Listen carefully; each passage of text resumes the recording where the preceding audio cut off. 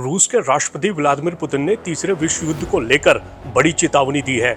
उन्होंने कहा है कि अगर रूस और अमेरिका की अगुवाई वाले नाटो के बीच सीधी लड़ाई हुई तो दुनिया विश्व युद्ध से एक कदम दूर होगी।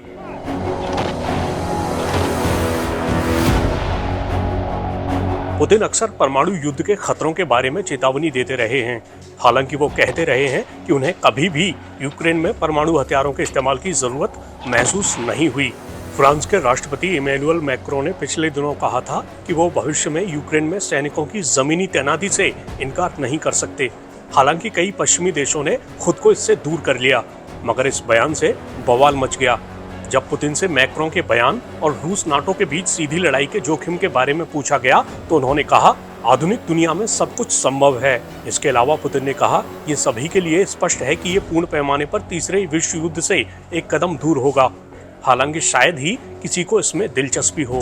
पुतिन ने रूस के राष्ट्रपति चुनाव में बड़ी जीत दर्ज करने के बाद ये रुख दिखाया है। इस चुनाव को लेकर आलोचकों का कहना है कि वोटरों को निरंकुश शासक के खिलाफ कोई वास्तविक विकल्प नहीं दिया गया।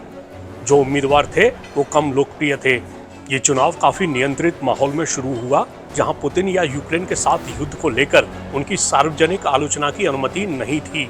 पुतिन के बड़े आलोचक या तो जेल में हैं या निर्वासन में हैं। तो आपको बता दें कि रूस के खिलाफ युद्ध में यूक्रेन की मदद करने वाले पश्चिमी देशों ने बड़ी संख्या में प्रतिबंध लगाकर रूसी इकोनॉमी की कमर तोड़ने की कोशिश की, मगर पश्चिम का ये तरीका उसके काम नहीं आया। अब पुतिन ने चुनाव में बड़ी जीत दर्ज करने के बाद साफ संकेत दे दिए हैं कि लड़ाई में उनका रुख नरम नहीं पड़ेगा। ऐसे में दुनिया में संघर्ष और बढ़ने की आशंका लगातार बनी हुई है।